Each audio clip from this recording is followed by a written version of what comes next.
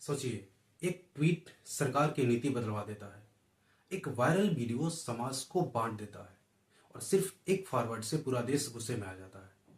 आज की दुनिया में पेन से ज्यादा ताकत पोस्ट के पास है और सच से ज्यादा असर ट्रेंड का है। तो सवाल यह है कि क्या सोशल मीडिया अब लोकतंत्र का चौथा स्तंभ बन चुका है या फिर यह सिर्फ मैनिपुलेशन का डिजिटल हथियार बन गया है। पिछले एक दशक में भारत ने डिजिटल क्रांति का वो रूप देखा है जो शायद किसी ने सोचा भी नहीं था। जो डिजिटल एक्सेस 2030-2035 तक संभव होने वाला था, वो एक दशक पहले ही डिजिटल क्रांति के रूप में आया है। एक डेटा हमें बताती है कि आज भारत में 83 करोड़ इंटरनेट यूजर हैं और इनमें से लगभग 50 करोड़ लोग सोशल मीडिया पर एक्टिव है। यानी देश का हर तीसरा व्यक्ति किसी न किसी प्लेटफॉर्म से जुड़ा हुआ है। हर प्लेटफॉर्म ने एक नया लोकतांत्रिक स्पेस बनाया है। अब कोई भी आदमी अपनी बात कह सकता है, किसी भी नीति का आलोचना कर सकता है और किसी भी आंदोलन का समर्थन तक कर सकता है। ये सभी अभियान जो है, ये सोशल मीडिया के ही कारण जनचेतना बनी है। जहां मेन स्ट्रीम मीडिया की कवरेज बिल्कुल ही लिमिटेड थी। मेन स्ट्रीम मीडिया वो मीडिया है जो आज देश का नेशनल मीडिया है।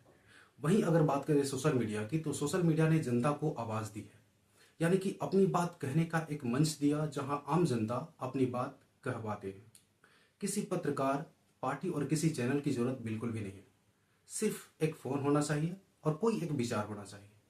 यानी कि ऐसा कोई भी विचार, जैसे अगर बात करें कि अगर कोई भी व्यक्ति सरकार की नीतियों से संतुष्ट नहीं है तो उसके पास फोन है और उस फोन से अपनी बात को रिकॉर्ड करके सोशल मीडिया पर पोस्ट कर देता है, तो वो बातें जनता की आवाज बन जाती है। यही वजह है कि लोग अब इसे लोकतंत्र का पांचवा स्तंभ भी कहने लगे हैं। पर हर कहानी की तरह इसका भी दूसरा पहलू है। सोशल मीडिया वही जगह है जहां पर सूचना और भ्रम दोनों एक साथ प्रसारित किए जाते हैं। जैसे कुछ सच चीजें होती हैं और कुछ झूठी खबरें भी फैलाई जाती है। एक रिपोर्ट कहती है कि 2024 के लोकसभा चुनाव में 30 लाख से ज्यादा राजनीतिक विज्ञापन चलाए गए, जिनमें से कई को तो बाद में मिस इन्फॉर्मेशन बताया गया।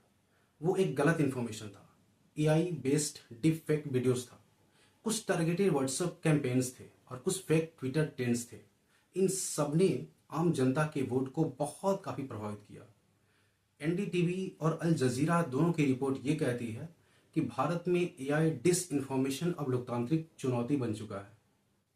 एआई का यूज करके गलत सूचना को लोगों तक पहुंचाया जाता है और इसका लोकतंत्र पर गलत असर पड़ता है। सोचिए, जब वोट देने से पहले हमारी सोच ही मैनिपुलेटेड हो जाए तो क्या वो लोकतंत्र सच में स्वतंत्र रह सकता है? बिल्कुल भी नहीं। पहले सत्ता के 4 स्तंभ माने जाते थे, जैसे विधायिका, कार्यपालिका, न्यायपालिका और मीडिया। पर अब एक नया अनसीन यानी कि अदृश्य स्तंभ उभरा है, एल्गोरिदम। फेसबुक, ट्विटर, यूट्यूब का एल्गोरिदम ये तय करता है कि आपको कौन सी खबरें दिखेंगी, किस मुद्दे पर आप ज्यादा भावुक होंगे और किस विचार के खिलाफ आप ज्यादा भड़केंगे। ये जो एल्गोरिदम होती है, ये एंगेजमेंट बढ़ाने के लिए काम करती है। यानी कि जितना ज्यादा गुस्सा होगा उतने ज्यादा व्यूज होंगे और लोगों के अंदर जितना ज्यादा डर होगा उतनी ही ज्यादा रीच बढ़ेंगी। पर डेमोक्रेसी की बात करें हम, तो ये एंगेजमेंट से नहीं बल्कि इनलाइटमेंट से चलता है। और यही वो बिंदु है जहां सोशल मीडिया लोकतंत्र के लिए खतरा बनता है। नेक्स्ट आईएस के एक विश्लेषण में बताया गया कि social media has shifted democracy from dialogue to division. यानी अब संवाद नहीं, ध्रुवीकरण हो रहा है। भारत सरकार ने 2023 में digital personal data protection act लाया था, जिसका उद्देश्य था नागरिकों के डेटा की सुरक्षा और पारदर्शिता को बढ़ाना। लेकिन ग्राउंड लेवल पर अब भी एल्गोरिदमिक अकाउंटेबिलिटी की कमी है। सुप्रीम कोर्ट ने भी कहा है कि social media manipulation threatens the sanctity of election. यानी कि सोशल मीडिया मैनिपुलेशन का चुनाव की स्वच्छता पर बुरा असर पड़ता है। और यह सुप्रीम कोर्ट का स्टेटमेंट 2024 में एनडीटीवी के रिपोर्ट में छपी थी।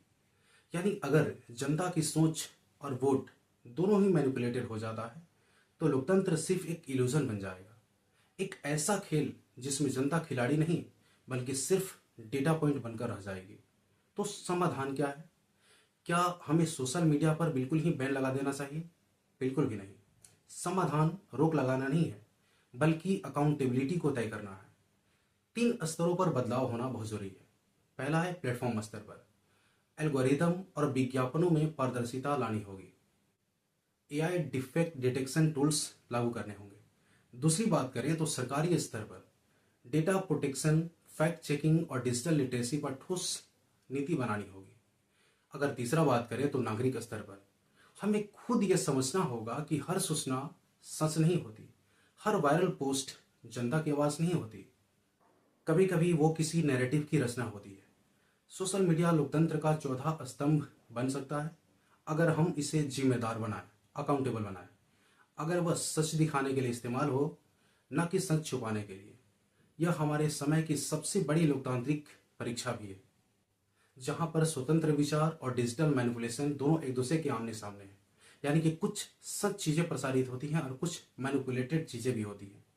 तो अगली बार जब भी आप कुछ पोस्ट या शेयर करें तो एक पल रुक जाइए और सोचिए कि क्या आप लोकतंत्र को मजबूत कर रहे हैं या किसी एल्गोरिदम के हाथों अपने विचार को सौंप रहे हैं। सोशल मीडिया ताकत भी है और जिम्मेदारी भी। फर्क बस इतना ही है कि हम इसे कैसे इस्तेमाल करते हैं।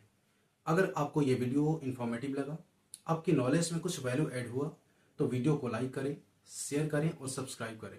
मिलते हैं नेक्स्ट वीडियो में एक नए एडिटोरियल ब्रेकडाउन के साथ। धन्यवाद।